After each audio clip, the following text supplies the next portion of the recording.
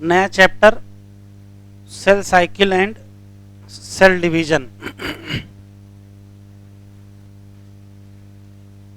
जैसा कि सभी चैप्टर में रहता है, इस चैप्टर में भी है कि चैप्टर के बाद बगैर हेडिंग के कोई पैराग्राफ लिखा रहता है। तो यह है इंट्रोडक्शन। तो चैप्टर डालें cell cycle and cell division और हेडिंग डालें introduction.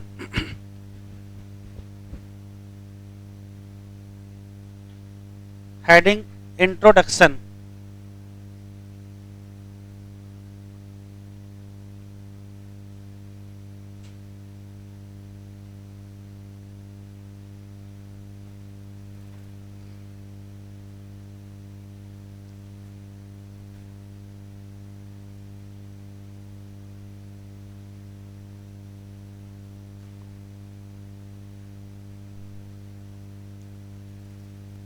Cell cycle and cell division.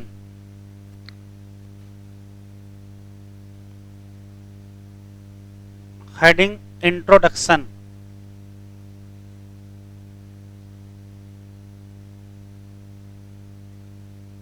तीन क्वेश्चन।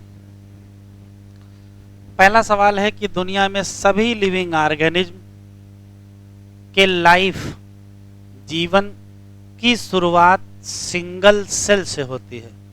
सिंगल सेल का मतलब है वो जाइगोट से शुरू होता है। हम सब लोग कभी न कभी जाइगोट के फॉर्म में रहे होंगे, लेकिन जाइगोट तो एक सेल है, जबकि हम लोगों की बॉडी में मिलियंस ऑफ सेल होंगी। बड़े बड़े एलिफेंट हैं, उनमें और ज़्यादा सेल होंगी, व्हेल है और ज़्यादा सेल होंगी। तो सवाल ये है कि इतने बड़े बड़े ऑर्गेनिज्म में इतनी लाखों करोड़ों सेल कहाँ से आ गई, जबकि जीवन की शुरुआत तो सिंगल सेल से हुई है। तो उसका जवाब यह है कि वो जो सिंगल सेल है वो वास्तव में डिवाइड करती है, और जब वो डिवाइड करेगी तो 1 से 2 सेल, फिर 2 से 4 सेल, 8 सेल, 16 सेल, 32 सेल, ऐसे मल्टीप्लाई करेंगे। ऐसे एक न एक दिन लाखों सेल बन जाएंगे। तो किसी भी लिविंग ऑर्गेनिज्म के पास या उसमें पाई जाने वाली सेल के पास दो इंपॉर्टेंट कैरेक्टर हैं। वैसे लिविंग के बहुत सारे कैरेक्टर हैं। पहला कैरेक्टर है उसमें ग्रोथ, ग्रो करना, तो सेल का साइज बढ़ेगा, एक कैरेक्टर है। दूसरा है रिप्रोडक्शन। रिप्रोडक्शन का मतलब होता है अपने जैसी कॉपी बनाना। तो एक सेल डिवाइड करेगी, वो अपने जैसी कॉपी बनाएगी, फिर वो डिवाइड करेगी, वो अपने जैसी कॉपी बनाएंगी। ये सिलसिला चलता रहेगा और फिर लाखों सेल बन जाएंगे। तो ये जनरल कहानी है, मैं जैसे लिख रहा हूं वैसे लिख लीजिए। फिर मेन हेडिंग शुरू करते हैं।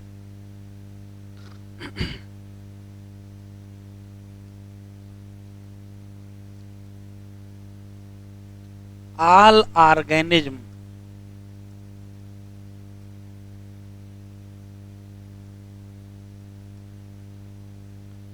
लाइफ स्टार्ट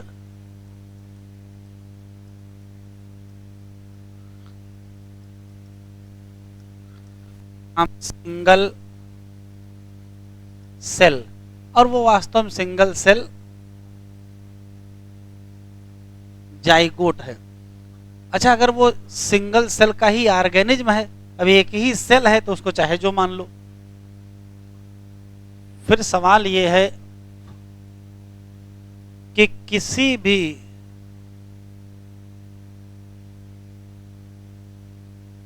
लिविंग ऑर्गेनिज्म या उसमें पाए जाने वाले सेल के अगर हम कैरेक्टर की बात करें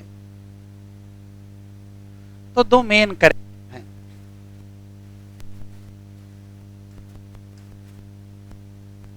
एक है ग्रोथ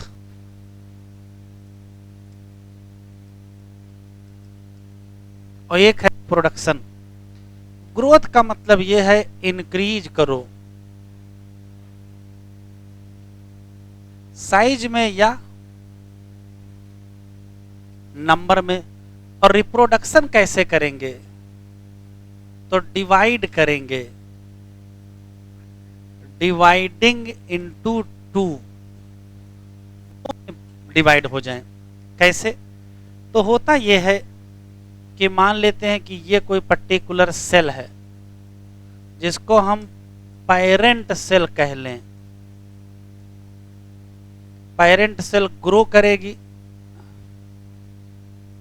तो जब ये ग्रो करेगी तो क्या होगा, ये ग्रोथ हो गई।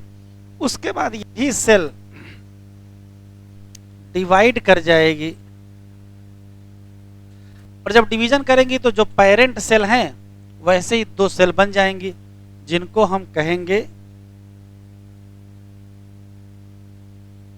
Daughter cell. ये डॉटर सेल फिर से ग्रो करेगी, फिर ये डिवाइड करेगी,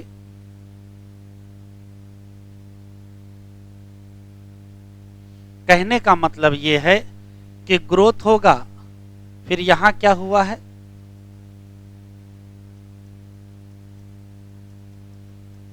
डिवीजन हुआ है, फिर से यहां क्या हुई है, ग्रोथ, फिर से यहां डिवीजन, फिर ग्रोथ, फिर डिवीजन, फिर ग्रोथ, फिर डिवीजन। तो ग्रोथ और डिवीजन की साइकिल चलेगी और अंततः आपको एक सेल से लाखों सेल मिल जाएंगे। तो फाइनल जो कंक्लूजन है कि किसी भी सेल और प्रोजनी सेल में क्या होगा, तो साइकिल चलेगी किसकी, ग्रोथ और डिवीजन, और बन जाएगा क्या, मिलियन ऑफ सेल। ये पहले पैराग्राफ में लिखा है।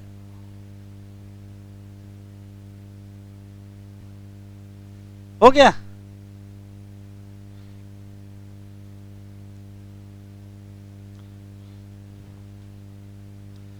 कह रहा यू आर अवेयर, अवेयर हो गए, अवेयर तो कभी रहे नहीं।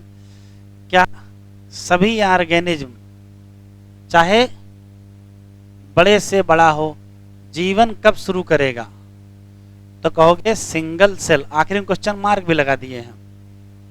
यू में वंडर क्या, कि जो सिंगल सेल है goes to form such large organism, ये टिक कर लो। ग्रोथ एंड रिप्रोडक्शन ये क्या है, कैरेक्टर है किसी सेल की या किसी लिविंग ऑर्गेनिज्म। सभी सेल कैसे रिप्रोडक्शन करेंगे, तो रिप्रोडक्शन का एक ही तरीका है, डिवाइड कर जाओ किसमें, दो में। जो नई पॉपुलेशन बनेगी उसको क्या कहोगे, डॉटर सेल कहोगे। ये हमेशा क्या करती जाएगी, वो फिर ग्रो करेगी, फिर डिवाइड करेगी, ये ग्रो करेगी, फिर ये डिवाइड करेगी। ऐसे न्यू सेल पॉपुलेशन बनती जाएगी, किसके द्वारा, ग्रोथ और division of single parental cell और उसकी क्या, प्रोजनी। कह रहा दूसरी भाषा में देख लो, कह रहा cycle of growth and division allow a single cell to form a structure consist of million of cell. तो जनरल कहानी है, कोई क्वेश्चन खास नहीं है, एक यही खास क्वेश्चन है। ग्रोथ एंड रिप्रोडक्शन क्या है, कैरेक्टर है। हेडिंग डालिए सेल साइकिल।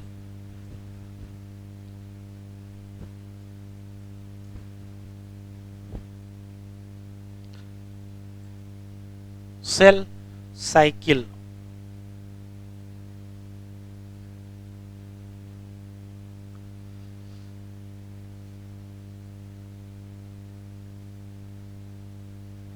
देखो अभी पढ़े हैं जस्ट कि सेल में दो चीजें हैं, एक है ग्रोथ, एक है डिवीजन। तो ये तो बिल्कुल क्लियर है कि सेल में क्या होना है, ग्रोथ होना है और डिवीजन होना है। लेकिन जब सेल डिवाइड करती है उस दौरान एक काम और हो जाता है। तो सिर्फ ग्रोथ होना, डिवीजन होने से काम नहीं चलेगा, एक नई घटना घट जाती है, इसे कहते हैं डीएनए रेप्लिकेशन। तो सेल में फिर तीन घटनाएं हो गई हैं, सेल की ग्रोथ भी होती है, सेल का डिवीजन भी होता है और डीएनए रेप्लिकेशन होता है। अब ये तीन घटनाएं होनी है, इनका फिर कोई न कोई निश्चित क्रम होगा। वो जो क्रम होगा, जो सीक्वेंस होगा उसी को हम कहते हैं साइकिल। तो क्रम देखो क्या है। तो वास्तव में सबसे पहले होगा सेल का ग्रोथ, उसके बाद होगा डीएनए का रेप्लिकेशन, और सबसे लास्ट में क्या होगा, डिवीजन। तो अगर क्वेश्चन पूछा जाए सेल साइकिल में क्या क्या हो रहा है, तो कहोगे सेल की ग्रोथ हो रही है, डीएनए का रेप्लिकेशन हो रहा है और डिवीजन हो रहा है। ये जो साइक्लिक इवेंट हो रहे हैं उसी को क्या कहते हैं, सेल साइकिल। कैसे होते जरा देखो, अब लिखना नहीं, इधर देखो। तो मान लेते हैं कि ये कोई पर्टिकुलर सेल है, तो सेल के अंदर तीन चीजें पाई जाएंगी। सेल में ये है साइटोप्लाज्म और ये है न्यूक्लियस। सेल ने तय किया कि हमको डिवीजन करना है, तो सीधे डिवीजन नहीं करेंगे, सबसे पहले ये सेल अपना साइज बड़ा कर लेगी। अब जैसे ही साइज बड़ा करेंगे इसी को कहेंगे क्या, ग्रोथ। तो सबसे पहले क्या हो, ग्रोथ। कैसे ग्रो करेगी सेल, लिखो नहीं, सुन लो। तो सेल के ग्रो करने का जो सबसे आसान तरीका है कि आप साइटोप्लाज्म का कंटेंट बढ़ा लीजिए। तो जैसे जैसे साइटोप्लाज्म बढ़ेगा सेल का वॉल्यूम बढ़ जाएगा। तो साइटोप्लाज्म बढ़ा करके सेल अपना साइज बड़ा कर लेगी, इसी नाते ग्रोथ को कहते हैं साइटोप्लाज्मिक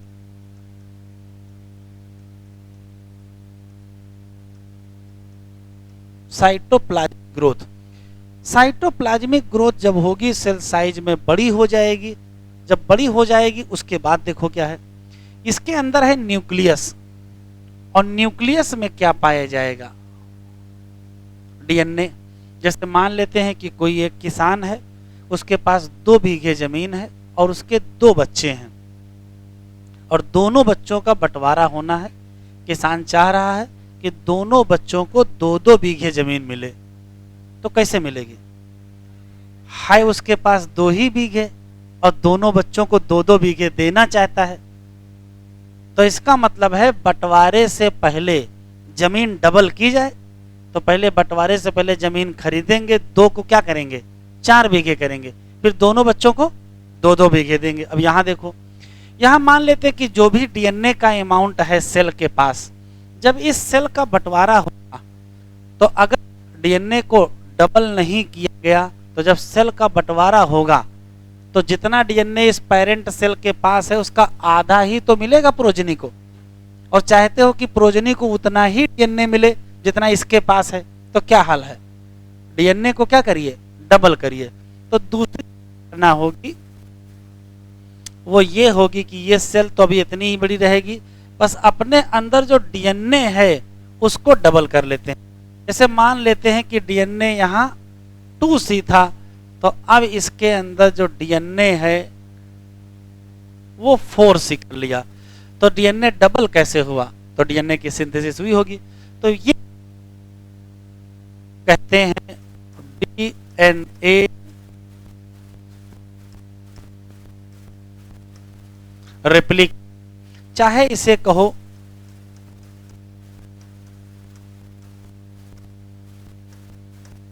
सिंथेसिस, या चाहे इसके कहो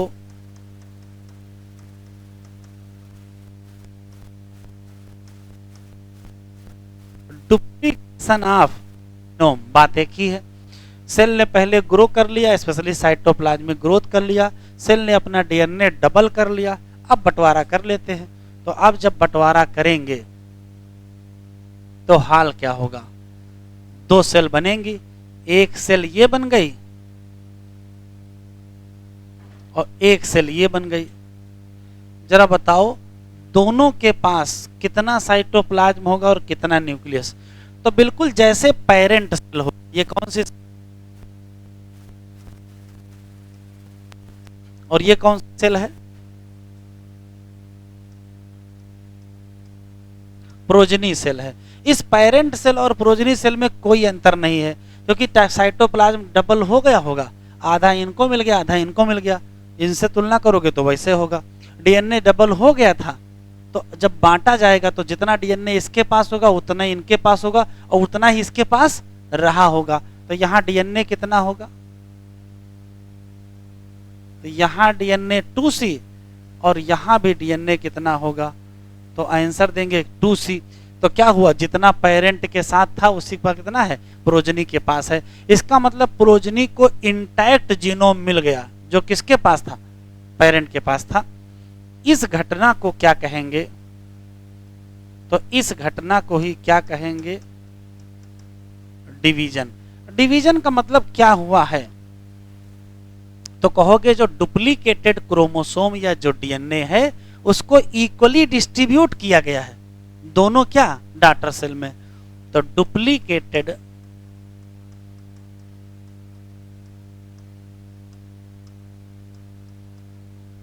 chromosome distributed in daughter cell. उसका रिजल्ट क्या हुआ, उसका रिजल्ट हुआ कि इंटैक्ट जीनोम मिला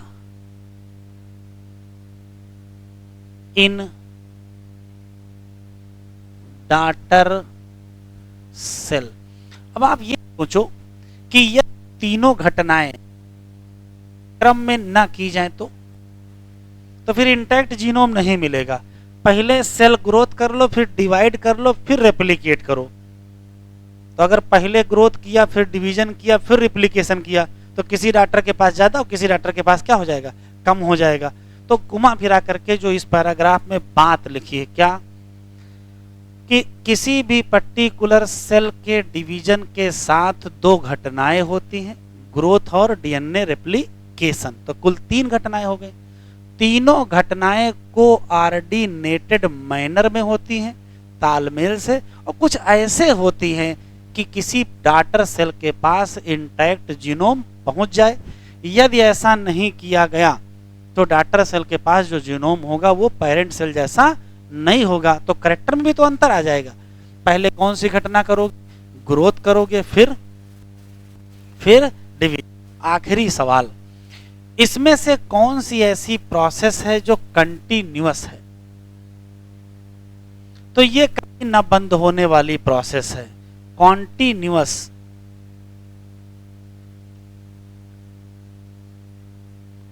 जबकि डीएनए रेप्लिकेशन कब होता है,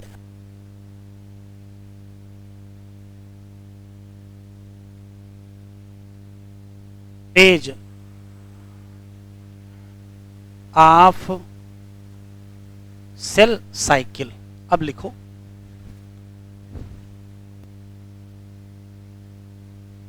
चलो 2-3 लाइनें लिखो।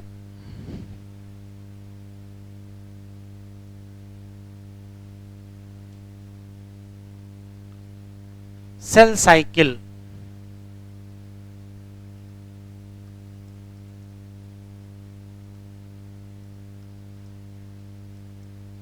Correct sequence of event. और इवेंट कौन है, सेल का ग्रोथ, डीएनए का रेप्लिकेशन और सेल डिवीजन। दूसरा सवाल, ये बहुत बेहतर कोऑर्डिनेटेड होता है। और क्यों ऐसा करते हैं, क्योंकि ये सुनिश्चित करना है इंटैक्ट जीनोम इन सेल और cell cycle under genetic control.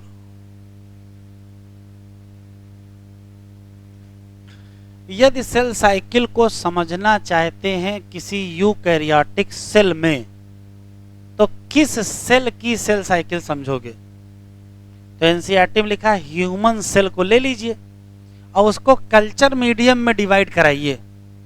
Culture medium मतलब आर्टिफिशियल मीडियम। कल्चर मीडियम में अगर आप सेल को डिवाइड करोगे तो सब कुछ देखने को मिल जाएगा। तो एनसीईआरटी में लिखा है typical cell for eukaryotic cell cycle, तो आंसर क्या दोगे? Human cell in culture. तो स्पेशल सवाल लिखो, टिपिकल यूकैरियोटिक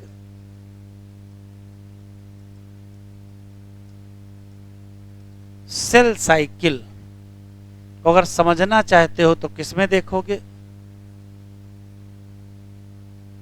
ह्यूमन सेल में देखोगे। और कहां देखोगे? कल्चर मीडियम में देखेंगे। फिर सवाल आएगा,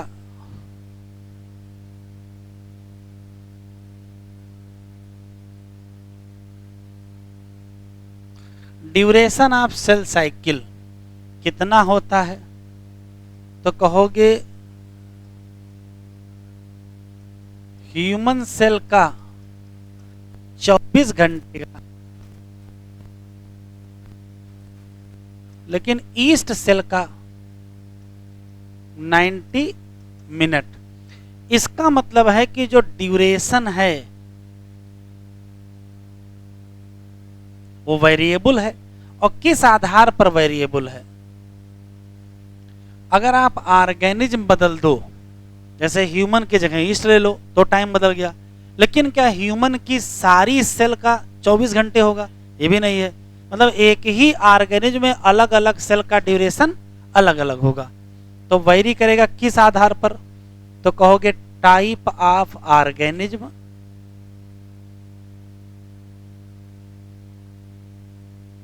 और टाइप ऑफ सेल।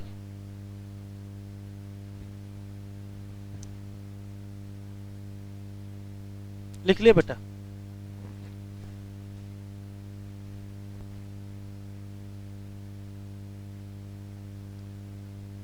किसी यूकैरियोटिक सेल की यदि सेल साइकिल समझना चाहते हैं तो ह्यूमन सेल को ले लीजिए और उसको कल्चर मीडियम में ग्रो करा के देख लीजिए।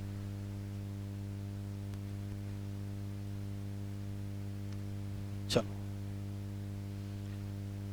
कह रहा सेल डिवीजन बहुत इंपॉर्टेंट प्रोसेस है सभी लिविंग।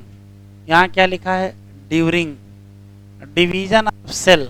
सिर्फ डिवीजन ही नहीं होता है, डीएनए का रेप्लिकेशन भी होता है और सेल की ग्रोथ भी होती है।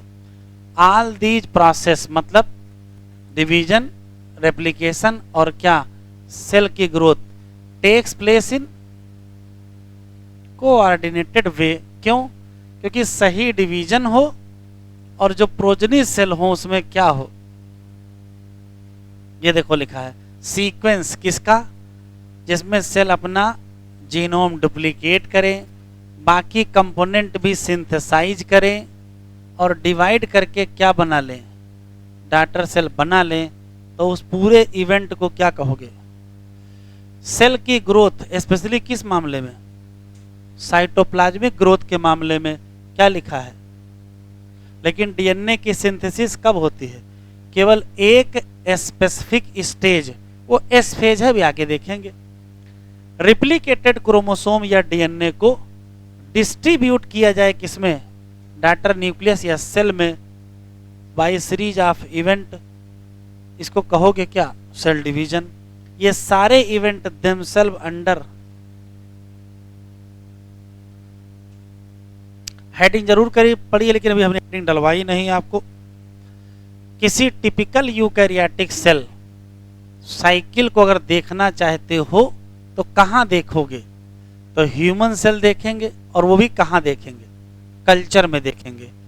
कल्चर में ह्यूमन सेल को देखोगे तो लगभग कितनी देर में डिवाइड कर जाएगी? 24 घंटे में। लेकिन जो ड्यूरेशन ऑफ सेल साइकिल है वो क्या करेगा? वेरी करेगा ऑर्गेनिज्म से और टाइप से टाइप। जैसे ईस्ट में कितनी देर में हो जाएगा? तो आंसर देंगे क्या? 90 मिनट में। अब हेडिंग डालिए फेजेज ऑफ सेल साइकिल।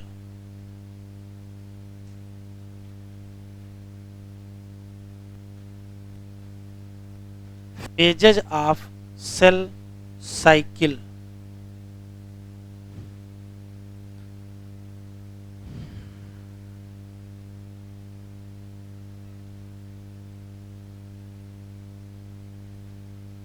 अभी लिखना नहीं, देखना है, इधर देखो। जैसे मान लेते हैं कि ये कोई पर्टिकुलर सेल साइकिल है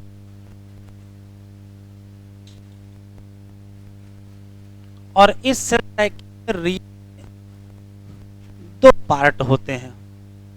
एक पार्ट ये बड़ा सा है और ये छोटा सा पार्ट है।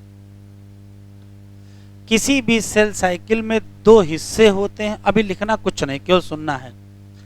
एक का नाम इंटरफेज होता है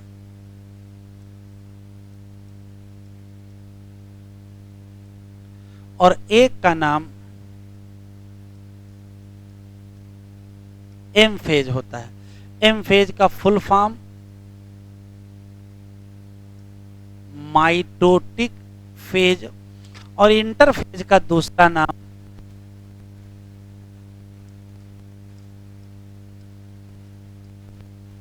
रेस्टिंग फेज होता है।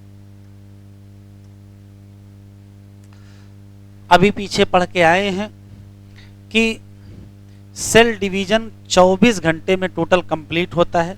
सेल साइकिल 24 आवर में चलती है। तो जो 24 घंटे का टोटल टाइम है ह्यूमन में, उसमें से केवल 1 घंटा एक्चुअल डिवीजन होता है। तो जो एम फेज है वो सिर्फ कितनी देर के लिए है? केवल 1 घंटे के लिए है। इसका मतलब इंटरफेज कितनी देर के लिए है? 23 घंटे के लिए है। तो अगर आप परसेंटेज निकालें तो टोटल टाइम का 95% टाइम कहाँ है? इंटरफेज में है। ये क्या है?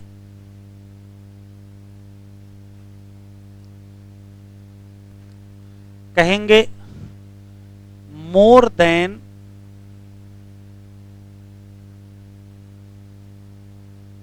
95% टाइम। जबकि ये क्या है? तो कहोगे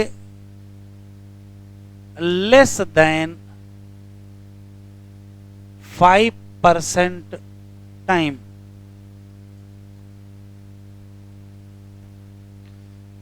अभी लिखना नहीं, सुनना है केवल।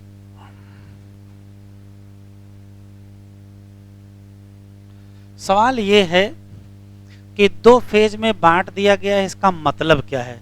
इसका सिर्फ इतना मतलब है कि सबसे पहले करेंगे तैयारी कि हमको डिवाइड होना है। तो तैयारी में समय ज़्यादा लगता है, डिवीजन में समय कम लगता है। अब तैयारी तो कितनी करनी है? एक तो सेल की ग्रोथ करनी है।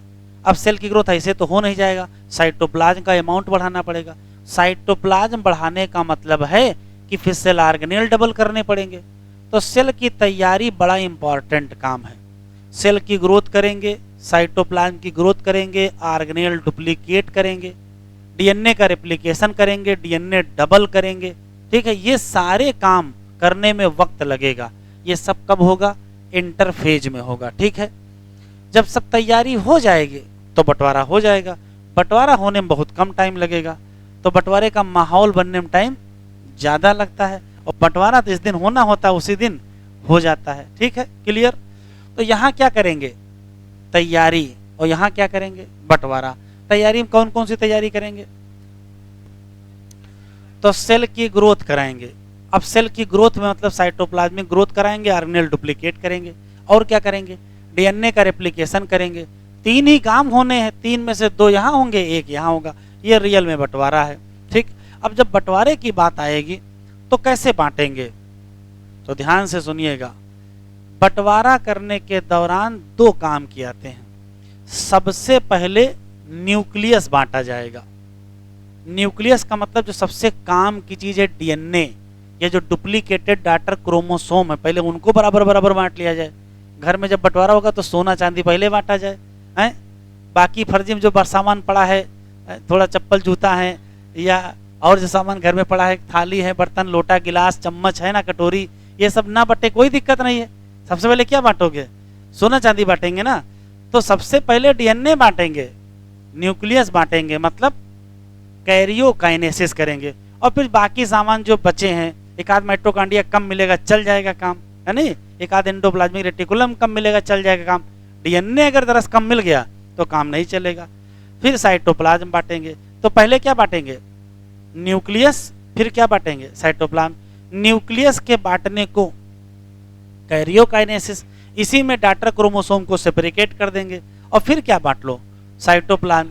साइटोप्लाज्म बांट लो, किसी को थोड़ा कम भी मिल जाएगा तो भी काम चल जाएगा। क्लियर है? तो यहां क्या करेंगे, तैयारी करेंगे, और यहां एक्चुअल डिवीजन करेंगे। यहां क्या करेंगे, ग्रोथ करेंगे, यहीं डीएनए रेप्लिकेशन करेंगे, यहीं आरएनए डुप्लीकेट करेंगे, यहीं साइटोप्लाज्म की ग्रोथ करेंगे, सब यहीं करेंगे। यहां एक्चुअल बांटेंगे। ठीक है, बांटने में पहले क्या करेंगे, न्यूक्लियस, फिर कैरियोकाइनेसिस के बाद साइटोकाइनेसिस। लिखो,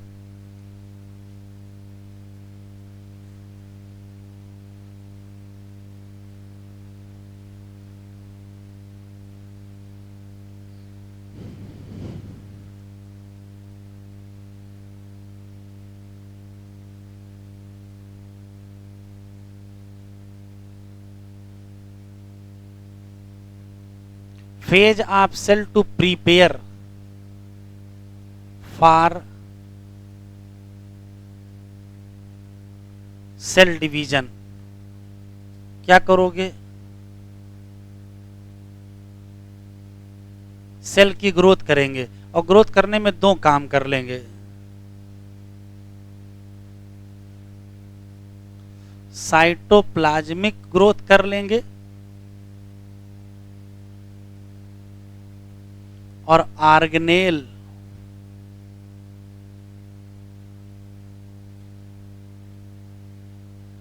डुप्लीकेट कर लेंगे। तीसरा क्या करेंगे,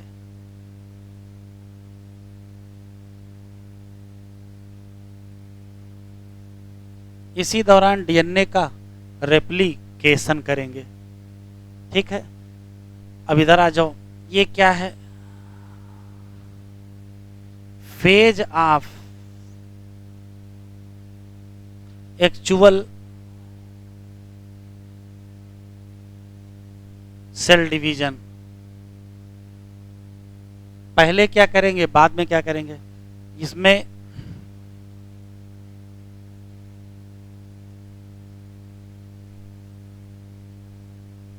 कैरियोकाइनेसिस मतलब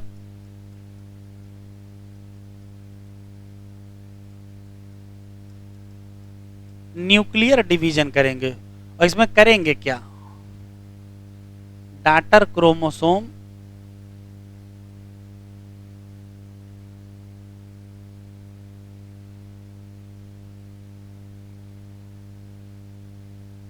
सेपरेट ही तो करेंगे, और दूसरा क्या करेंगे,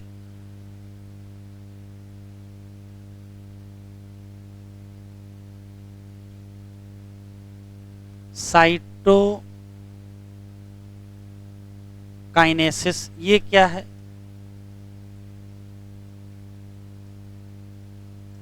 साइटोप्लाज्मिक डिवीजन करेंगे।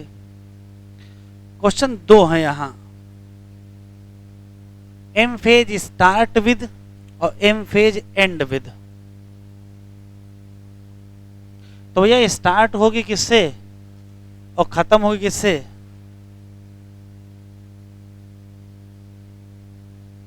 एम फेज स्टार्ट और एम फेज एंड। ये दो अलग अलग सवाल हैं। स्टार्ट में क्या लगाओगे,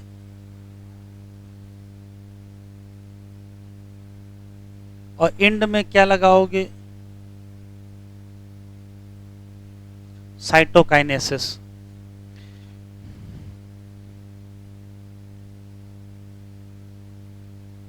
एक क्वेश्चन और बता दो, फेजेस ऑफ साइकिल में है क्या, तो कहोगे इंटरफेज, फिर एम फेज, फिर इंटरफेज, फिर एम फेज। तो एम फेज कहां है, तो कहोगे दो इंटरफेज के बीच है। तो तो इंटरफेज कहाँ है? दो एम फेज के बीच, ये क्या उससे बेवकूफी है? एम कहाँ है? इंटरफेज के बीच में। इंटरफेज कहाँ है? एम फेज के बीच में है। दोनों कहाँ है? पता ही नहीं है, हैं? तो एम फेज वास्तव में क्या है? तो कहोगे फेज बिटवीन टू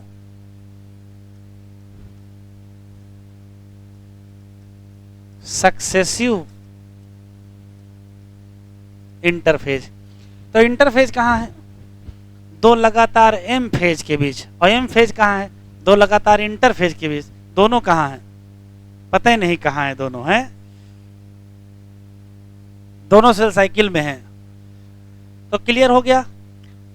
इसका नाम है रेस्टिंग फेज, जबकि रेस्ट नहीं कर रही है। क्या कर रही है? तैयारी कर रही है। कभी घर से बारात गई है आपके यहाँ? जब बारात जानी होती है तो पहले बहुत तैयारी की जाती है।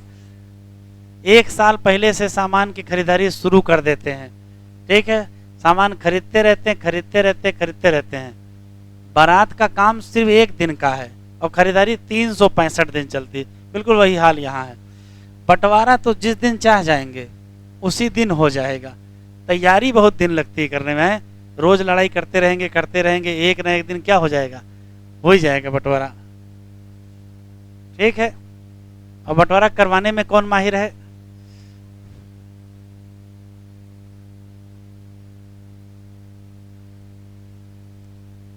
शुरू करें?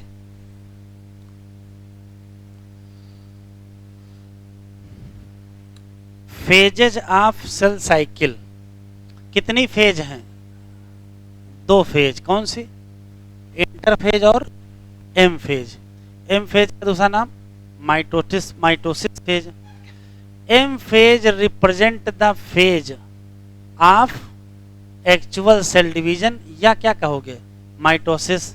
और interphase represent the phase between two successive M phase. तो दो एम फेज के बीच इंटरफेज और दो इंटरफेज के बीच दो एम फेज। कोई बात नहीं, लिखते रहो। It is significant to note, कह रहा महत्वपूर्ण है, नोट कर लो। क्या? जो 24 घंटे का टाइम है ड्यूरेशन, इसमें से सेल डिवीजन कितनी देर के लिए है? An hour. एन आवर मतलब 1 घंटा। इसका मतलब इंटरफेज का समय कितना है? मोर देन 95%, मतलब कितने घंटे? 23। एम फेज स्टार्ट विद क्या? Nuclear division. देखो स्टार्ट यहां लिखा बेटा, और करेस्पॉन्डिंग टू इस दौरान क्या होगा? Separation of daughter chromosome. और कहोगे क्या? और एम फेज खत्म कब होगा? तो कहोगे डिवीजन ऑफ साइटोप्लाज्म। कहेंगे क्या?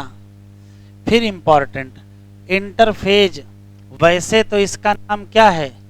रेस्टिंग फेज, लेकिन रेस्ट नहीं करेंगे। ये वो समय है जिस दौरान क्या कर रहे हैं? तैयारी कर रहे हैं। किसकी? डिवीजन। और इसी दौरान दो काम महत्वपूर्ण होने हैं। कौन सी? सेल की ग्रोथ और डीएनए का रेप्लिकेशन। और वो भी किस मैनर में? ऑर्डरली का मतलब ये होता है पहले ग्रोथ करेंगे फिर रेप्लिकेशन करेंगे। यहां तक पढ़ लिया है, फिर वापस चलते हैं।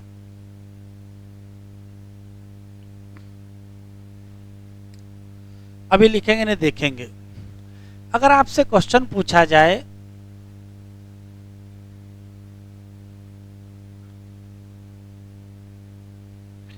कि सेल साइकिल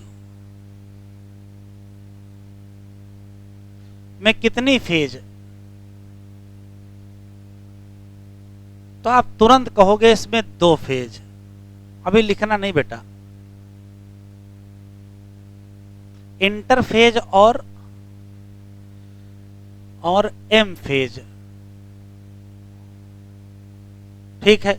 लेकिन जब और ज्यादा एनालिसिस की गई तो पता चला कि इंटरफेज के अंदर भी 3 फेज हैं। एक का नाम G1 phase, S phase, G2 phase और M फेज तो है ही। जीवन फेज का दूसरा नाम, इसे कहते हैं ग्रोथ फेज 1 और इसे कहते हैं ग्रोथ फेज 2। इसका दूसरा नाम, इसे कहते हैं गैप 1 और इसे कहते हैं गैप 2। असली सवाल तो इसके बाद है, ये भैया कौन सा गैप है, गैप कौन सा है, तो यहां समझ में आएगा। इधर देखो,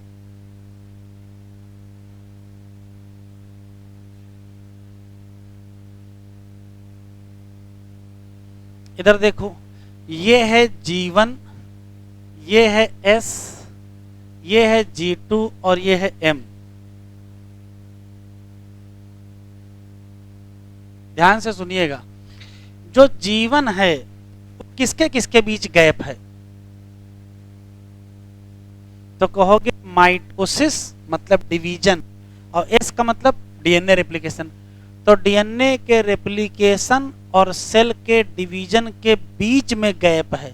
और ये किसके बीच गैप है, ये भी तो वही है, ये भी डिवीजन और सिंथेसिस के बीच में है और ये भी डिवीजन और सिंथेसिस के बीच है।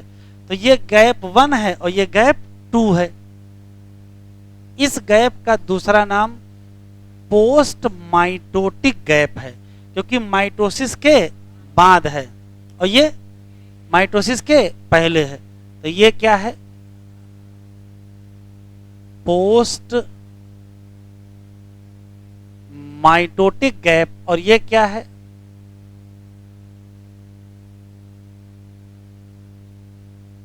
अच्छा, एस फेज का फुल फॉर्म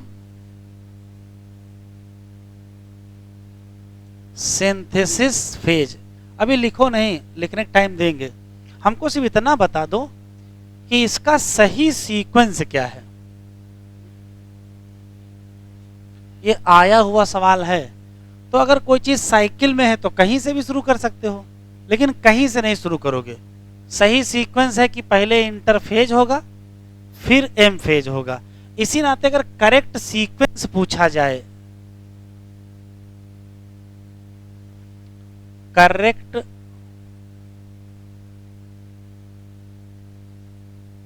सीक्वेंस पूछा जाए तो क्या कहोगे, तो करेक्ट सीक्वेंस ये है, क्या होगा, G1 फिर S फिर G2 और फिर M। क्वेश्चन तो ये हो गया।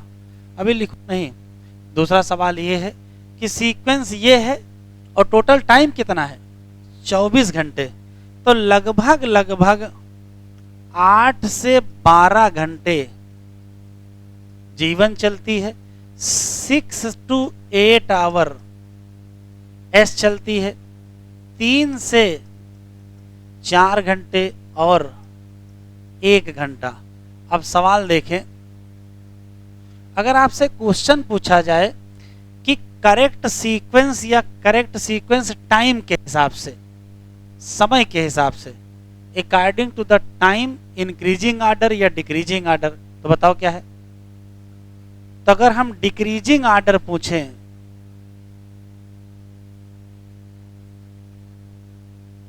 डिक्रीजिंग ऑर्डर बाय ड्यूरेशन, तो क्या बताओगे, तो सबसे बड़ी G1, उससे S, उससे G2 और उससे छोटा M। तो सबसे बड़ी फेज और सबसे छोटी phase, longest phase, shortest phase. अभी लिखो नहीं, सुन लो, किसी पर्टिकुलर सेल, जिसने कहा कि हम सेल डिवाइड करेंगे, तो उसने 2 काम तो किए होंगे, सेल की ग्रोथ किया होगा और डीएनए का रेप्लिकेशन किया होगा, तब ना डिवीजन हुआ होगा। तो यहां से लेकर के यहां तक क्या है, इंटरफेज है। इसी दौरान तो ग्रोथ हुई होगी और इसी दौरान डीएनए का रेप्लिकेशन हुआ होगा। तो क्वेश्चन पूछता है कि जब इंटरफेज चल रहा होता है तो किस टाइम डीएनए कितना होता है? तो डीएनए को जरा देखो, अमाउंट ऑफ डीएनए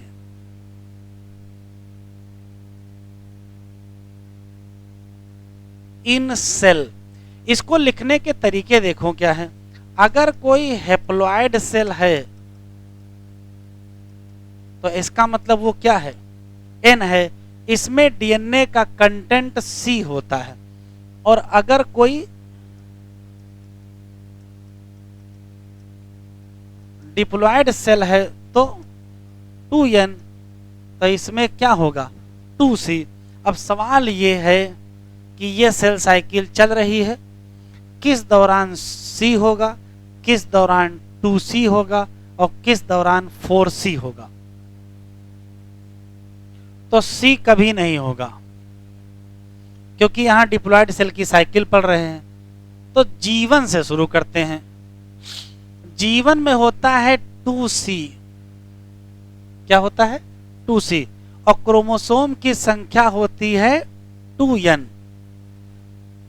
2c और 2n।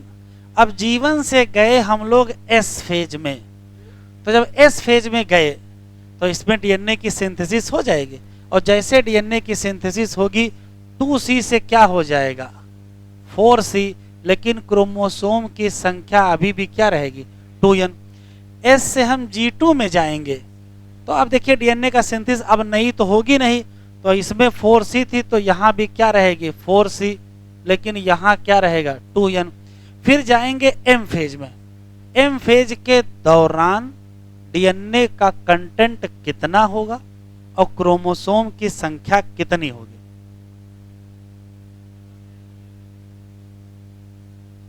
तो याद रखें इस दौरान भी ये 4c ही रहता है और ये संख्या 2n।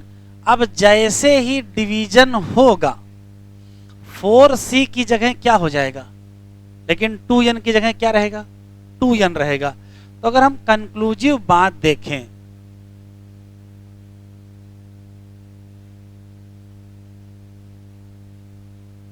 डीएनए, बातचीत ना करो अभी फिर से बताएंगे, डीएनए कंटेंट और क्रोमोसोम नंबर दोनों की बात करेंगे। G1 फेज में, S फेज में, G2 फेज में, M फेज में, और उसके बाद फिर से क्या होगा G1, यही तो होगा। G1 से S से G2 से M से फिर G1 हो जाएगा।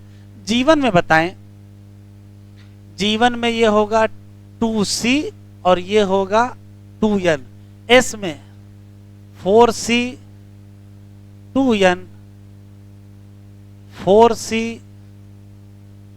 2n,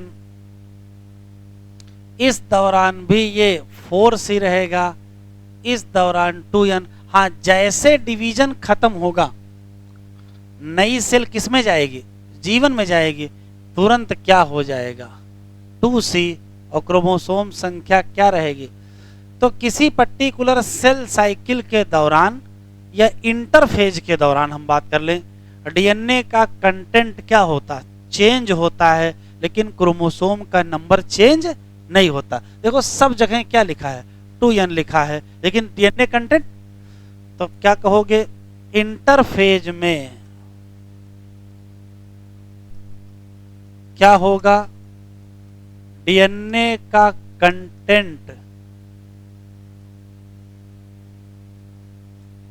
डीएनए का कंटेंट क्या कर जाएगा चेंज या डबल इन, किस फेज में एस फेज, लेकिन no change in chromosome number. देखो सब कुछ यहां लिखा है, किसी भी पर्टिकुलर सेल की सेल साइकिल में दो रियल में फेज हैं, एक कौन सी, तो आंसर देंगे इंटरफेज, दूसरी कौन सी एम फेज, कोई दिक्कत नहीं। इंटरफेज में 3 फेज हैं, G1 phase, S phase, G2 phase. G1 का ग्रोथ फेज 1, G2 का ग्रोथ फेज 2, G1 का गैप 1, G2 का गैप 2, G1 को पोस्ट माइटोटिक गैप और G1 को पोस्ट माइटोटिक गैप और G2 को प्री माइटोटिक गैप। ये हमने यहाँ बना दिया। यहाँ क्वेश्चन ही क्वेश्चन है। पहला सवाल है कि इतने सारी जो फेजेज है इनका सही सीक्वेंस G1S G2M, इतनी सारी फेजेज में टाइम क्या है? तो टाइम देखो, इसका 8 से 12 है, इसका 6 से 8 है, इसका 3 से 4 है, इसका 1, तो टाइम भी वही निकला। G1 से छोटा, S से छोटा, G2 छोटा, M सबसे बड़ी फेज G1, सबसे छोटी फेज M फेज। फिर इस दौरान अमाउंट ऑफ DNA किसी सेल में कितना होता है? तो उसको याद रखिएगा। हेप्लॉइड सेल का मतलब क्रोमोसोम संख्या n, तो DNA होगा C, और डिप्लॉइड संख्या जब 2n होगा तो DNA 2C होता है। ठीक, यहाँ देखें G1 के दौरान क्रोमोसोम संख्या 2n और DNA कंटेंट 2C होता है, लेकिन जब S में गए तो वह DNA डबल करेगा, 2C वाला 4C हो गया, लेकिन 2n वाला अभी भी 2n। और जब यहाँ से यहाँ गए तो DNA तो वही रहेगा 4C, बस क्रोमोसोम नंबर अभी 2n ही रहेगा। फिर जब यहाँ से यहाँ गए तब क्या होगा? तो जब गए उस दौरान ये 4C ही रहेगा, ये 2n ही रहेगा, लेकिन जैसे ही कंप्लीट होगा, जैसे ही कंप्लीट होगा सेल किस में जाएगी? G1 में, और जैसे G1 में जाएगी वैसे क्या हो जाएगा? 4C वाला 2C हो जाएगा और 2n वाला अभी भी क्या रहेगा? 2n ही रहेगा। इसी नाते जो कंक्लूजन मैंने लिख दिया है कि DNA का कंटेंट और क्रोमोसोम का नंबर G1S G2M, फिर G1S G2M होगा। यहाँ 2C, यहाँ 2n, यहाँ 4C, यहाँ 2n, यहाँ 4C, यहाँ 2n, यहाँ भी 4C, यहाँ 2n, यहाँ फिर से 2C, यहाँ क्या? 2n। अब लिखो,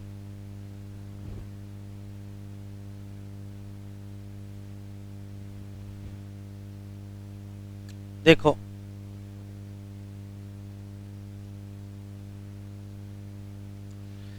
किसी भी सेल साइकिल में 4 फेज हैं, ये G1, ये S, ये G2 और ये M फेज। G1 फेज से जुड़े सारे सवाल हमने यहां तक लिखे हैं। पहला सवाल है कि G1 फेज कहाँ है? देखो ऐसे समझाया गया है, कह रहा डिवीजन के बाद और DNA सिंथेसिस के पहले बीच में जो टाइम है वही क्या है? G1 फेज है। कहाँ है? तो कहोगे डिवीजन के बाद और सिंथेसिस के पहले, मतलब सिंथेसिस शुरू हो वहां तक है, तो phase between cell division and start of DNA synthesis. Start यहां होगी और एंड यहां होगा। तो कहा जाए कि सेल के डिवीजन से शुरू हो करके DNA सिंथेसिस के अंत तक है, तब तो गलत हो जाएगा ना। DNA सिंथेसिस के स्टार्ट में है, ये याद रखिएगा। दूसरा सवाल, सेल इस दौरान मेटाबॉलिकली एक्टिव है। इसका आप गलत मतलब न निकाल लीजिएगा कि सेल इस फेज में मेटाबॉलिकली एक्टिव है तो बाकी फेज में इनएक्टिव है, ऐसा नहीं है। सेल सब जगह मेटाबॉलिकली एक्टिव है। क्यों? सेल मेटाबॉलिकली अगर इनएक्टिव हो जाएगी तब तो सेल की डेथ हो जाएगी ना, तो सब जगह मेटाबॉलिकली एक्टिव होगी, इनएक्टिव कहाँ होगी? कहीं नहीं। हाँ, सेल की ग्रोथ होगी, पहली बार ग्रोथ यही हो रही है, लेकिन क्या नहीं होगा? DNA का रेप्लिकेशन नहीं होगा। ये 3 क्वेश्चन हमने NCERT के बाहर से बता दिए हैं, ये नहीं दिए हैं। पहला, इसी दौरान RNA की सिंथेसिस होगी। DNA तो नहीं बनेगा लेकिन RNA बनेगा। एक बहुत इंपॉर्टेंट सवाल है, इस फेज में DNA का रेप्लिकेशन होगा, तो DNA के रेप्लिकेशन के लिए DNA पॉलीमरेज एंजाइम चाहिए, वो एंजाइम यही बनेगा। तो सिंथेसिस ऑफ DNA पॉलीमरेज कहाँ है? G1, और उसी एंजाइम का इस्तेमाल कहाँ करोगे? S में करोगे। एक और, ज्यादातर ऑर्गेनेल का डुप्लीकेशन कहाँ होता है? G1। ये भी अच्छा सवाल है, ये समरी में NCERT में लिखा है। ऑर्गेनेल का डुप्लीकेशन किस फेज में होगा? तो ऑर्गेनेल का डुप्लीकेशन सब फेज में होता है, G1 में भी होता है, S में भी होता है और G2 में भी होता है। लेकिन क्वेश्चन ध्यान से पढ़ेंगे, क्या लिखा होगा, ज्यादातर ऑर्गेनेल का डुप्लीकेशन कहाँ होता है, तो आंसर क्या देंगे, तो आंसर देंगे G1 फेज। ये याद रखिएगा। क्यों, देखो सेंट्रियोल भी डुप्लीकेट हो रहा है, सेंट्रियोल ऑर्गेनेल नहीं है, और कहाँ हो रहा है, एस फेज में, और यहाँ भी बचे खुचे होते हैं। तो ऑर्गेनेल का डबल होना G1 S G2 तीनों में है। लेकिन अगर क्वेश्चन में क्या लिख दिया, मोस्ट ऑफ ऑर्गेनेल डुप्लीकेशन, तो क्या बताओगे, तो आंसर दे देंगे G1। चलिए ठीक है, ऑर्गेनेल डबल हो चुके हैं, साइटोप्लाज्म की ग्रोथ हो चुकी है और सेल तैयार है कि अब डीएनए रेप्लिकेट करेंगे, तो इस फेज में जाएगी। इस फेज में जाते ही क्या होगा, डीएनए का रेप्लिकेशन होगा, मतलब डीएनए की सिंथेसिस होगी, और कहाँ होगी, न्यूक्लियस में, चाहे प्लांट सेल हो चाहे एनिमल सेल हो। लेकिन अगर एनिमल सेल है तो इसी दौरान क्या होगा, सेंट्रियोल का डुप्लीकेशन, वो भी कहाँ, साइटोप्लाज्म ऑफ एनिमल सेल। अगर एनिमल सेल है तब साइटोप्लाज्म में सेंट्रियोल भी डबल होगा, और अगर प्लांट सेल है तो कोई बात नहीं, केवल डीएनए की सिंथेसिस होगी। ये हमने स्पेशल पॉइंट लिख दिया है। डीएनए अगर डबल किए हो तो डीएनए की पैकेजिंग के लिए हिस्टोन प्रोटीन भी तो चाहिए, वो हिस्टोन प्रोटीन की सिंथेसिस कहाँ होगी, एस फेज में होगी। बड़ा इंपॉर्टेंट सवाल कई बार आ चुका है, हिस्टोन प्रोटीन कब बनती है। चलिए ठीक है, सेल की ग्रोथ हो चुकी है, सेल अपना डीएनए भी डबल कर चुका है, तो एक बार फिर से देखा जाता है कि भाई देखें प्रॉपर ग्रोथ हो गई है, ना हुई हो तो बची ग्रोथ कहाँ कर लिया जाए। सेल में डीएनए प्रॉपर डबल हो चुका है, ऑर्गेनेल सब डबल हो चुके हैं, अगर कुछ कमी रह गई है, इसी नाते नेचर ने व्यवस्था की किसकी, G2 फेज की। सेल की फिर कंटिन्यू रहेगी। अब प्रोटीन बनाई जाएंगी किसके रेस्पेक्ट में, प्रिपरेशन ऑफ डिवीजन। इस दौरान भी क्या बनेगा, आरएनए बनेगा। एक स्पेशल छूट गया है, टिब्यूलिन प्रोटीन, याद है, टिब्यूलिन प्रोटीन से बनता क्या है, टिब्यूलिन प्रोटीन से बनते हैं माइक्रोटिब्यूल, और माइक्रोटिब्यूल से बनते हैं स्पिंडल फाइबर, से बनेगा स्पिंडल अपरेटस। अभी सेल डिवीजन होगा तो स्पिंडल अपरेटस नहीं बनाना पड़ेगा, तो उसके लिए क्या बना लोगे, टिब्यूलिन प्रोटीन। सब तैयारी हो गई है, अब बढ़िया कहाँ जाएंगे, एम फेज में जाएंगे और एक्चुअल क्या करेंगे, डिवीजन करेंगे। बिल्कुल क्लियर है, यहाँ तक कोई समस्या तो नहीं है। तो क्या क्या हुआ, G1 फेज में असली की ग्रोथ की गई, साइटोप्लाज्म बढ़िया बनाया गया, ऑर्गेनेल डबल किए गए, सारा कुछ किया गया, बस डीएनए डबल नहीं किया गया। अगर आरएनए बनाना बना लो, आरएनए पॉलीमरेज, डीएनए पॉलीमरेज बना लो, दुनिया भर की चीजें यहाँ बनाएंगे, लेकिन बस डीएनए डबल नहीं करेंगे। फिर क्या कहे, एस में गए, डीएनए डबल कर लिया, कहाँ, न्यूक्लियस में। लेकिन अगर एनिमल सेल है तो सेंट्रियोल भी डबल कर लिया, कहाँ, साइटोप्लाज्म में। इसी दौरान हिस्टोन प्रोटीन बना लिया। फिर गए एस फेज में, जितने काम बाकी रह गए होंगे छोटे मोटे छूटे, वो सारे यहाँ कर लेंगे। अगर ग्रोथ कम हो पाई तो ग्रोथ कर लो, प्रोटीन कम बन पाई प्रोटीन बना लो, जो कुछ कमी है वो क्या करोगे, G2 में पूरी करोगे, और सेल किस में जाएगी, डिवीजन में जाएगी, और फिर क्या हो जाएगा, सेल डिवाइड करके फिर से G1 फेज में चली आएगी। चलो जरा एनसीईआरटी खोल लो।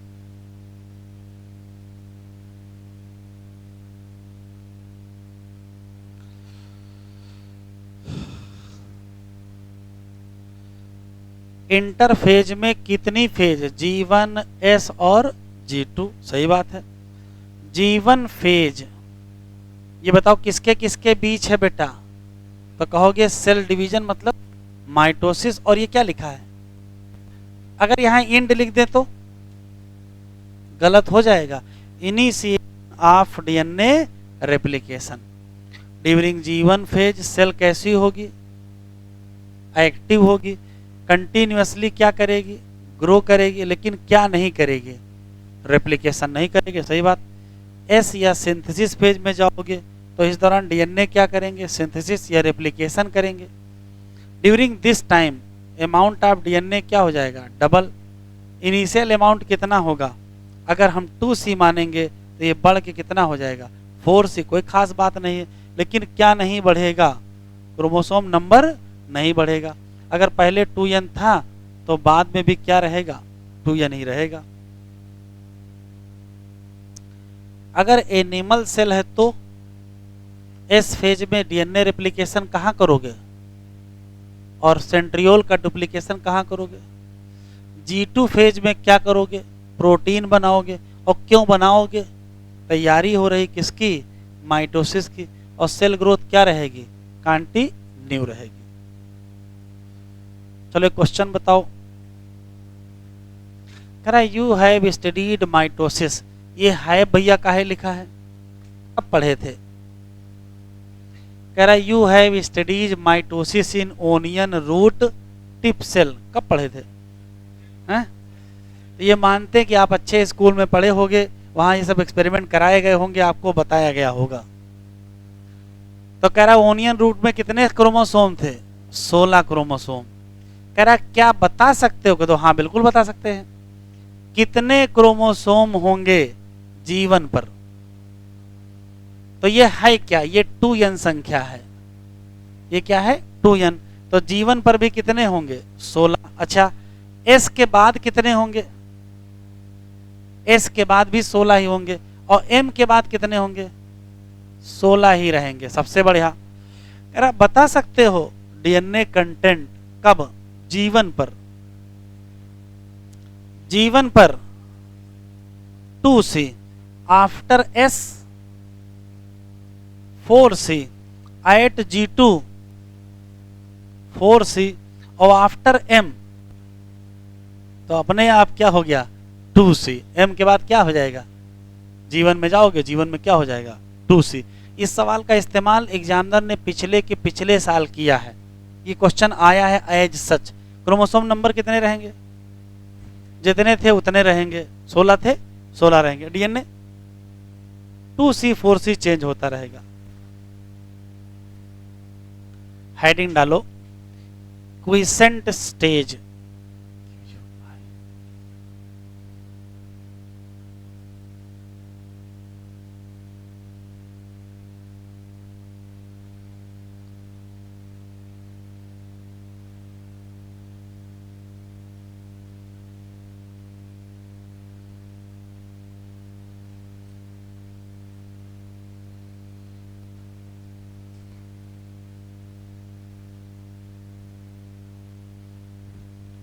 लिखे नहीं, देखें। तो इधर देखो बेटा, जैसे मान लेते हैं कि किसी सेल की सेल साइकिल चल रही है। ये है एम फेज, तो ये क्या होगा, ये G1, ये S और ये G2। सिस्टम ये है कि सेल में सब कुछ सही है। सेल S से किस में गई, सॉरी G1 से किस में गई, S में। S से किस में गई, G2 में। G2 से गई M में, और M से आ गई G1 में। ऐसे ही चल रहा था, कोई समस्या नहीं थी। तब तक एक सेल ने तय किया कि हम डिवाइड नहीं करेंगे। अब ध्यान से सुनिएगा। तो यदि कोई सेल ये तय करेगी कि हम डिवाइड नहीं करेंगे, तो वो सेल तुरंत G1 से एग्जिट कर जाएगी और चली जाएगी किसमें, G0 में। तो जैसे ही सेल ये तय करेगी कि हमको डिवीजन नहीं करना है, एग्जिट कर जाएगी। कहां से, G1 से, और इंटर कर जाएगी किसमें, G0 में। 2 दिन 4 दिन 10 साल 5 साल पड़े रहे, फिर एक दिन मन किया कि नहीं अभी हमको डिवाइड करना है। तो अगर फिर से डिवाइड करना है तो घूम के कहाँ आ जाओगे, G1 में। और G1 में आके किस में चले जाओगे, S में। फिर आगे देख, यहां नियम है क्या, कोई सेल तब तक नहीं डिवाइड करेगी जब तक वो अपना डीएनए डबल नहीं करेगी। मतलब अगर एक बार वो S में चली गई तो फिर अब डिवीजन ब्रह्मा जी भी नहीं रोक सकते हैं, होने होना है। अगर डिवीजन से बचना है तो S में कदम न रखो, फिर कहां चले जाओ, G0 में। तो वंस डीएनए डुप्लीकेट, एक बार डीएनए डबल कर गया, cell must be divide. Cell division कब तक नहीं होगा, जब तक डीएनए डबल नहीं होगा। तो अगर डीएनए डबल नहीं हुआ तो सेल डिवाइड नहीं करेगी, अगर डबल हो गया तो डिवीजन से कोई रोक नहीं सकता है। अब क्वेश्चन है कि जी नॉट फेज क्या है, तो कहोगे ये इनएक्टिव फेज है, नॉन डिवाइडिंग फेज है, सेल डिवाइड नहीं करेगी, लेकिन इतना भी इनएक्टिव नहीं है कि सेल मेटाबॉलिक एक्टिविटी बंद कर दे। क्यों? अगर मेटाबॉलिक एक्टिविटी बंद कर दिए तो सेल की क्या हो जाएगी? डेथ हो जाएगी। ठीक, तो मेटाबॉलिकली इनएक्टिव नहीं, क्या है? एक्टिव। वैसे क्या है? इनएक्टिव स्टेज है, सेल डिवाइड नहीं करेगी। अब सवाल है कोई क्यों नहीं डिवाइड करेगा? भाई कोई तो कारण होगा, बताओ।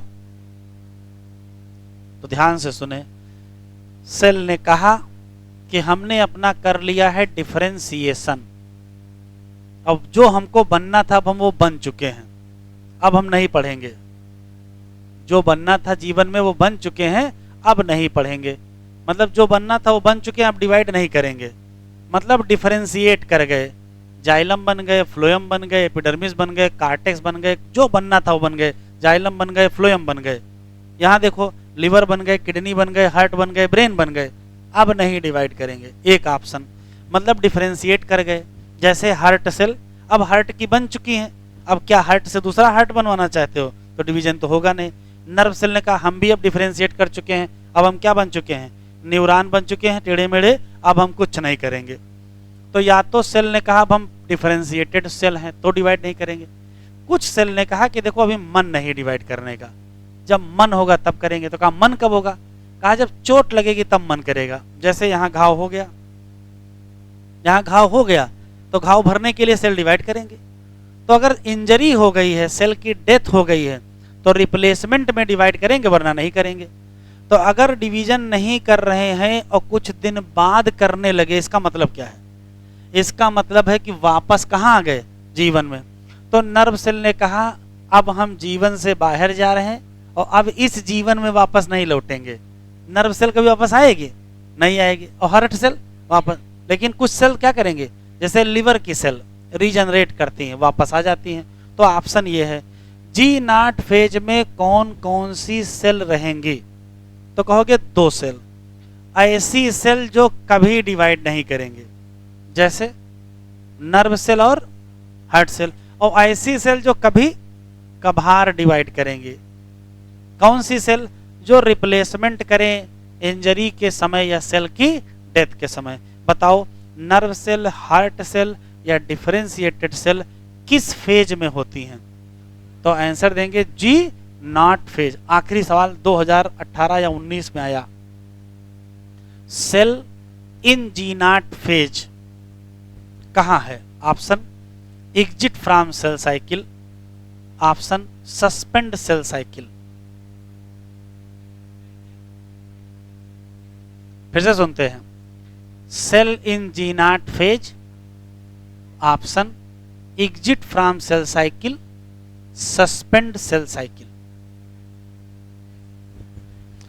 तो भैया सेल साइकिल से बाहर कैसे चले जाओगे?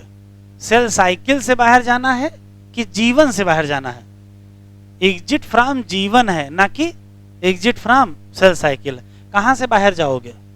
जीवन से। किस सेल साइकिल से बाहर चले जाओगे? सेल साइकिल से बाहर चले जाओगे तो वापस कैसे आओगे? वापस आने का तो कोई विकल्प नहीं है ना।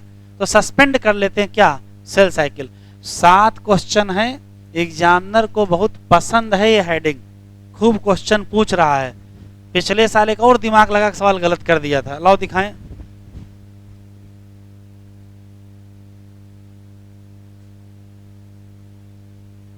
एग्जामिनर का जब मन करता है अच्छा सवाल बनाने का तो इसी से बना देता है।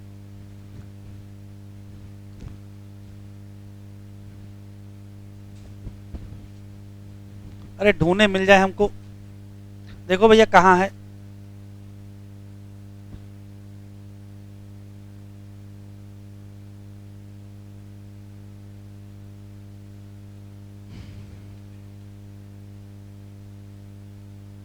सेवेंटी।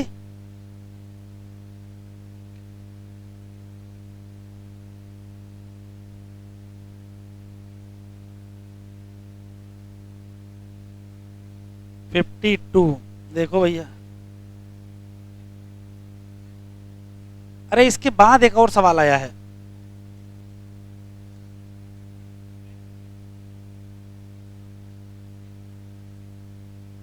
हम्म, 54। 53 देख लो और 54 देख लो। 54 ज्यादा बढ़िया क्वेश्चन है।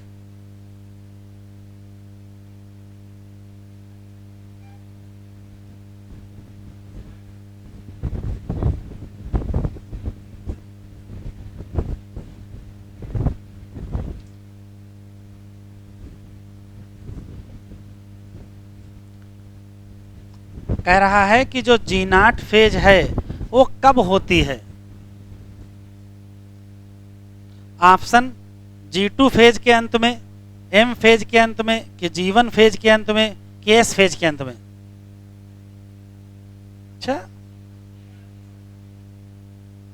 ऐसे दिमाग लगाओगे एग्जाम में? तुम बताओ किसके अंत में, हमको क्या, हमको तो पता नहीं जाएगी।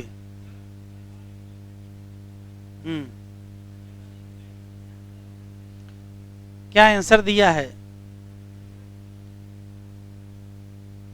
शुरू करें? देखो ध्यान से सुने, सेल जीवन फेज में जाएगी, ग्रोथ करेगी। इस जगह एक चेक पॉइंट पाया जाता है जिसका नाम है जीवन एस चेक पॉइंट। यही तय करता है कि एस में जाओगे कि एस में नहीं जाओगे। तो जीवन और एस के बीच में होता है, वही चेक करेगा। अगर उसको पसंद आया तो एस में जाने देगा, नहीं तो निकाल क्या कर देगा, बाहर फेंक देगा। कहाँ चले जाओगे? जी नाट में। मैं जो लिख रहा हूं लिखो।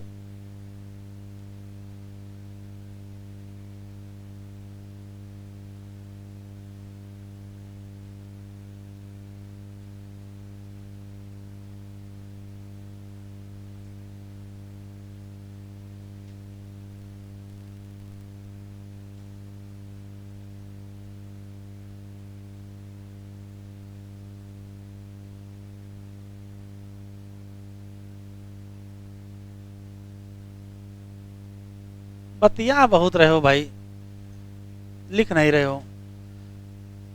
Inactive phase of cell, non dividing phase of cell, cell metabolically क्या होगी? लेकिन इस दौरान क्या नहीं होगा? ग्रोथ नहीं होगी। इस दौरान क्या नहीं होगा? रिप्लिकेशन भी नहीं होगा। इस दौरान क्या नहीं होगा? डिवीजन भी नहीं होगा। ऐसा क्यों हुआ है? तो सेल ने क्या किया है?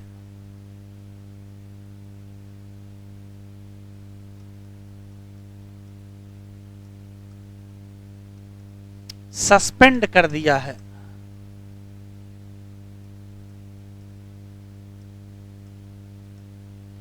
एग्जाम्पल, नॉन डिवाइडिंग सेल, जैसे दो हैं, नर्व सेल, हार्ट सेल। और दूसरा एग्जाम्पल, ओकेजनली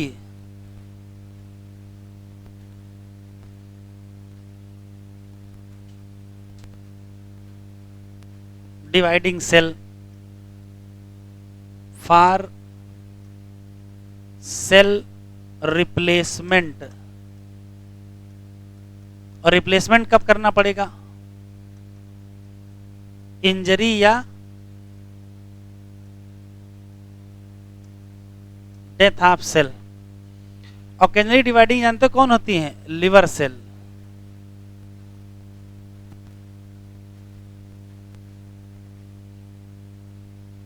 बात समझ में आई?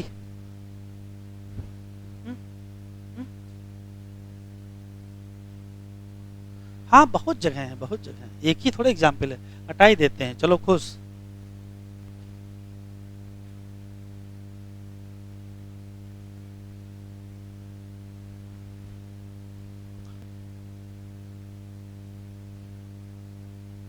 हो गया, लिखो माइटोसिस किसमें होती है? तो अगर एनिमल सेल है तो किसमें होती है?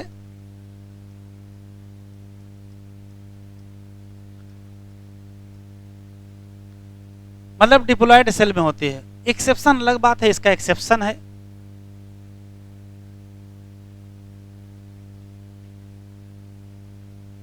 एक्सेप्शन है मेल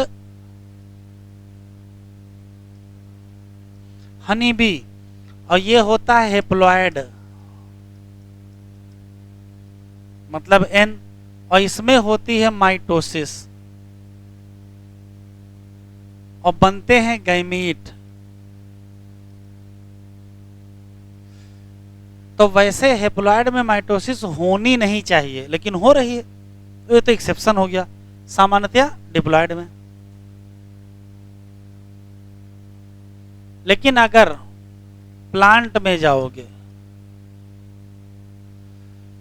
तो in diploid cell and in haploid cell, plant में हेप्लॉयड डिप्लॉयड दोनों में होती है। तो क्वेश्चन एनसीईआरटी में लिखा है कि पता करो वो कौन सी सेल है जो डिप्लॉयड है, प्लांट है, माइटोसिस होती है, और पता करो वो कौन सी सेल है जो हेप्लॉयड है, प्लांट है और माइटोसिस होती है। बताओ। डिप्लॉयड प्लांट सेल जिसमें माइटोसिस होती है वो मेरिस्टेमेटिक सेल है।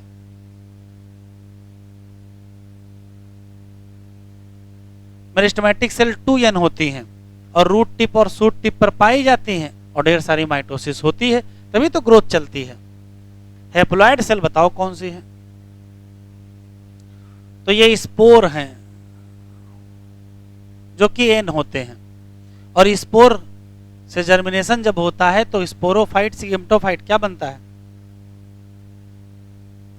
स्पोर से बनता है गेमेटोफाइट। ये होता है एन और यहां होता है माइटोसिस। तो प्लांट में कौन सी हेप्लॉयड सेल है जिसमें माइटोसिस होती हो? उसका नाम, तो उसका नाम क्या है? स्पोर। ये घटना किसमें होती है? तो लोअर प्लांट,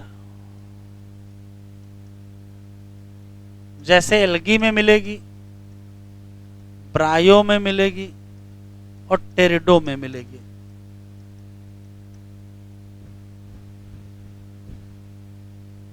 लिखेंगे नहीं, सुनेंगे।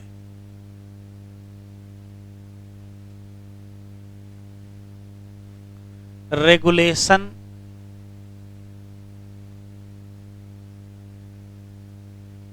Of cell cycle.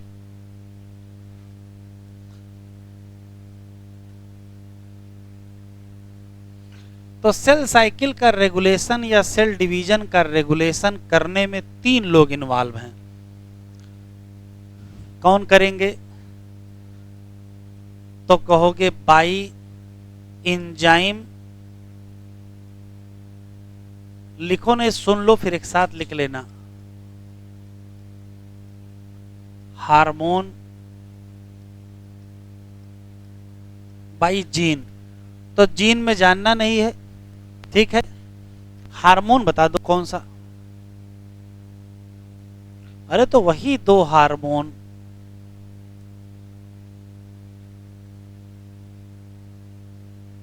और एंजाइम CDCK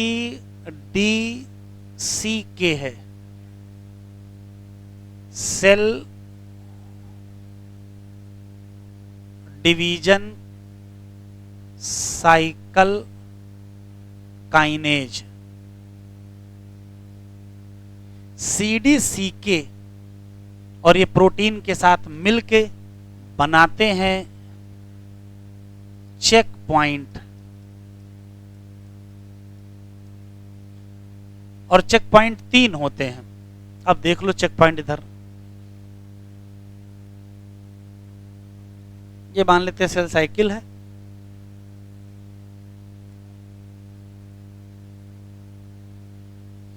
ये G1 S, ये G2 और ये M। इधर देखो, एक चेक पॉइंट यहां पाया जाता है, मतलब G1 फेज में होता है, लेकिन G1 और S के बीच में। एक इस जगह होता है, G2 में होता है, लेकिन इसको G2M चेक पॉइंट कहते हैं, और एक इस जगह होता है। तो इसका नाम है G1S चेक पॉइंट। इसका नाम G2M चेक पॉइंट, इसको G2 चेक पॉइंट भी कहेंगे, और इसको M चेक पॉइंट। इसी का दूसरा नाम G1 चेक पॉइंट, और इसी का दूसरा नाम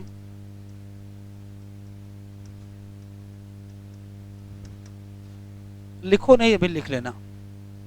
आखिर ये चेक पॉइंट क्यों लगाए गए हैं?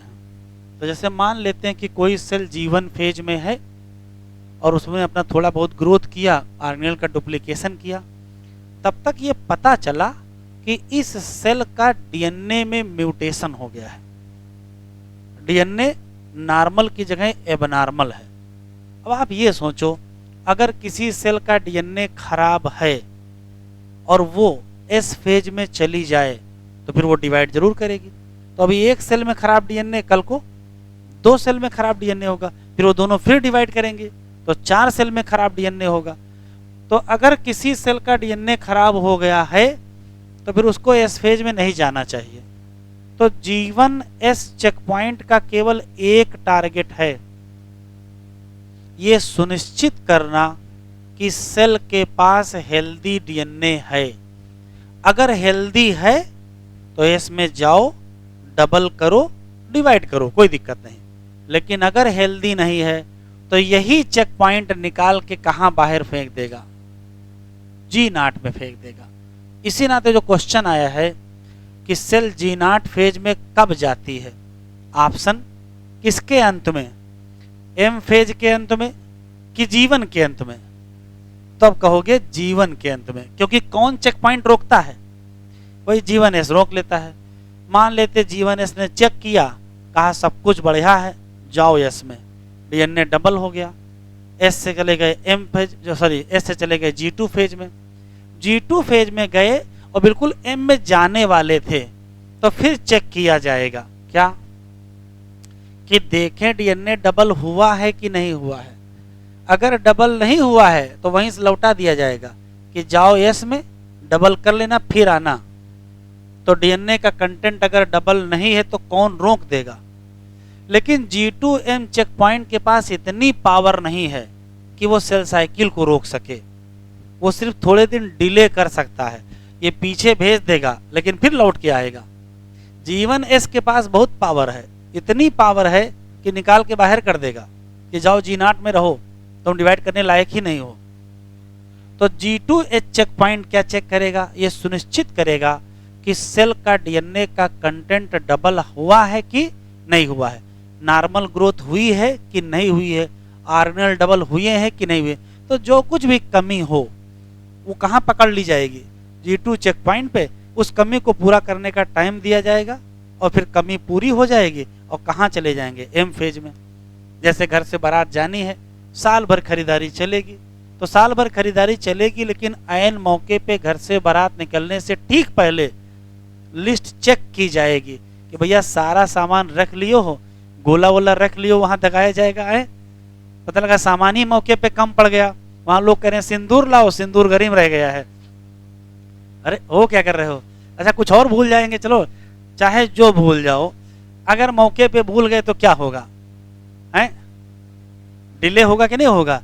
तो ध्यान से सुने, G2 चेक पॉइंट ये वो चेक पॉइंट है जो सुधरने का अंतिम मौका देता है कि सही कर लो, नहीं तो अभी क्या हो जाएगा? डिवीजन। चलो चलो इसने कहा वो ओके जाओ एम फेज में चले गए, बंटवारा हो रहा है। अब देखो ये मान लेते सोने की ईंटें हैं, क्रोमोसोम जिनका बंटवारा होना है, तो बंटवारा करने से पहले सारी ईंटें सामने तो रखी जाएं। अब ऐसा थोड़े करेंगे कि बड़ी बड़ी ईंटें जो हैं वो कोई दूसरा भाई ले लेगा, छोटी छोटी ईंटें कोई दूसरा भाई ले लेगा। बंटवारा तो ऐसे होगा कि भाई जो बड़ी बड़ी ईंट है एक इधर जाएगी एक इधर जाएगी, जो इससे छोटी है किधर जाएगी इधर जाएगी, जो उससे छोटी है किधर जाएगी इधर, इधर ऐसे बटेगा। तो जब क्रोमोसोम का बंटवारा होना होता है तो सारे क्रोमोसोम लाइन से खड़े किए जाते हैं। कहाँ? मेटाफेज पर। तो अगर लाइन में नहीं खड़े हैं, लाइन टेढ़ी मेढ़ी है, तो कौन सीधा करेगा? एम चेक पॉइंट, क्योंकि यही सही बंटवारा है। अगर उस टाइम गड़बड़ लाइन लग गई तो क्या होगा? किसी एक के पास एक क्रोमोसोम ज्यादा और किसी एक के पास एक क्रोमोसोम कम हो जाएगा। तो ये जो चेक पॉइंट है ये तय करता है कि सभी लोग मेटाफेजिक प्लेट पर सही लाइन से खड़े हैं कि नहीं खड़े हैं। और अगर नहीं है तो जो स्पिंडल फाइबर है उनकी रस्सियां खींच खींच के क्या कर दीजिए? बराबर कर दीजिए। तब फिर क्या होगा? बंटवारा होगा और सभी जोड़ी को अच्छे से बांटा जाएगा। इस जोड़ी को अलग अलग, इस जोड़ी को अलग अलग, इस जोड़ी को अलग अलग। वरना क्या होगा? अगर मान लेते ये जोड़ी यहाँ लगी है और यहाँ लगी है, पता लगा ये दोनों इधर चले गए, तो इस वाले में क्या हो जाएगा? एक क्रोमोसोम ज्यादा। तो काम की बात याद क्या रखोगे? याद ये रखेंगे कि चेक पॉइंट का काम है ये सुनिश्चित करना कि चीजें सही चल रही हैं कि नहीं। जैसे जीवन चेक पॉइंट का काम क्या है? डीएनए हेल्दी है कि नहीं है। हेल्दी नहीं है तो आगे से हटो, लोगों को जाने दो। दूसरा, G2 चेक पॉइंट क्या चेक करेगा? डीएनए डबल हुआ है, प्रॉपर ग्रोथ हुई है कि नहीं। नहीं हुई है तो कर लो ग्रोथ, फिर चलो आगे। और एम चेक पॉइंट क्या चेक करेगा? ये चेक करेगा कि प्रॉपर सब लोग मेटाफेज पे लगे हैं कि नहीं। अब लिखो,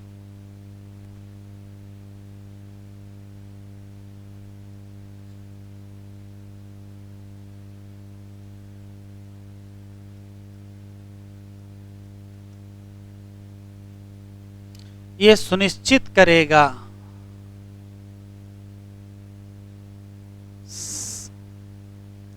सेल हैज हेल्दी डीएनए। और अगर हेल्दी नहीं है तो क्या करोगे? उसको कहेंगे अब तुम डिवाइड ना करना, कहाँ चले जाओ? G0 में।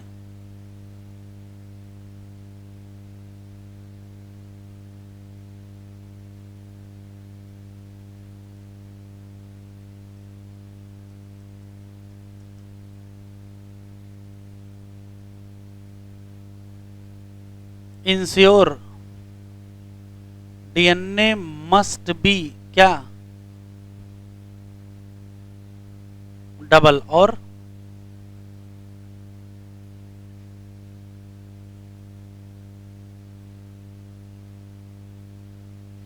प्रॉपर ग्रोथ हुई है कि नहीं। अगर नहीं हुई तो कर लो ग्रोथ, कौन सी दिक्कत है? तीसरा,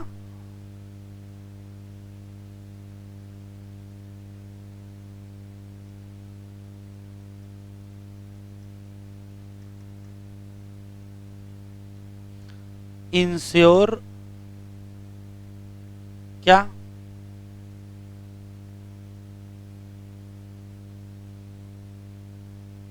normal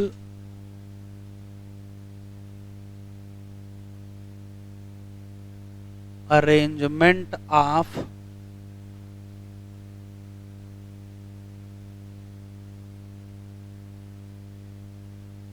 on chromosome on metaphasic plate.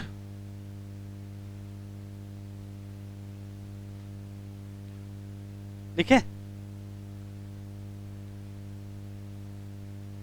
चलो। कह रहा कुछ cell in the adult animal do not appear to exhibit क्या?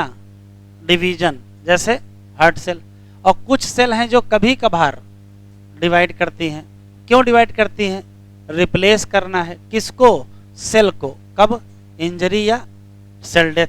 ऐसी सेल जो डिवाइड नहीं करेंगी वो एग्जिट कर जाएंगे कहाँ से, G1 फेज से, और इंटर कर जाएंगे किसमें, इनएक्टिव स्टेज। नाम, cell in this stage remain metabolically active, लेकिन क्या नहीं करेंगे, प्रोलिफरेट नहीं करेंगे, डिवीजन नहीं करेंगे जब तक उनसे कहा ना जाए, क्योंकि रिक्वायरमेंट के हिसाब से करेंगे ना डिवीजन। एनिमल सेल में माइटोटिक डिवीजन कहाँ होगा, डिप्लॉयड। वो अलग बात है, कुछ एक्सेप्शन है, जैसे हेप्लॉयड सेल, जैसे कहाँ, मेल हनी भी। लेकिन प्लांट में माइटोसिस कहाँ होती है, हेप्लॉयड में भी और डिप्लॉयड में भी। कह रहा आप जाओ कहाँ, अल्टरनेशन ऑफ जनरेशन, किस प्लांट चैप्टर में, 3, जाओ जरा 3 नंबर चैप्टर में।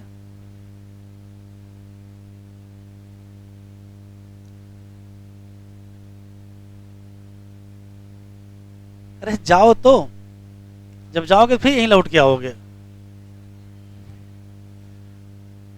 कह रहा है कि जाओ चैप्टर 3 में अल्टरनेशन ऑफ जनरेशन पढ़ो, और जब वहां जाओगे तो वहां लिखा है आगे बताएंगे, हैं, वहां है ही नहीं ये अल्टरनेशन ऑफ जनरेशन।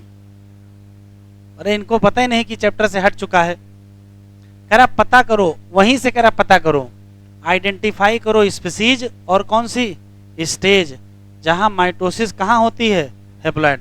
स्पीसीज कौन सी, स्पीसीज कौन सी, अरे एल्गी है, ब्रायो है, टेडो। और स्टेज कौन सा, स्टेज है स्पोर। स्पोर होता है एन से बनता है गेम्टोफाइट, एन कौन सा डिवीजन, माइटोसिस। बस आज इतना है भैया, जितना पढ़ाए थे उतना पढ़ा